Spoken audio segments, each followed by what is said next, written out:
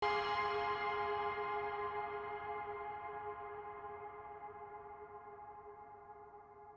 pemain muda PSM Makassar dipanggil pelatih Timnas U20 Indonesia, Indra Syafri, ikut pemusatan latihan. Keduanya yakni Mufli Hidayat dan Sultan Zaki. Mereka dipanggil bersama 24 pemain lainnya untuk ikut TC di Doha, Qatar mulai 22 Desember 2023. Pemanggilan ini untuk persiapan Piala AFF U19 2024, kualifikasi AFC U20 2025, dan Piala Dunia U20 2025 di Chile. Mufli Hidayat merupakan jebolan Akademi PSM Makassar sama halnya dengan Sultan Zaki. Ini menjadi musim keduanya berseragam PSM Makassar. Mufli Hidayat dilirik oleh pelatih Timnas U20 Indonesia Indra Syafri. Ini merupakan pemanggilan pertama Mufli ke Timnas Indonesia. Pemuda 18 tahun ini cukup bersinar musim lalu, memainkan 20 laga bersama Juku Eja. Musim ini, Mufli harus bersaing untuk memperebutkan skuad utama. Dari 23 laga yang sudah dijalani Laskar Pinisi, Mufli baru bermain 7 kali. Pemuda kelahiran Watampone, Kabupaten Bone ini berposisi asli sebagai penyerang sayap.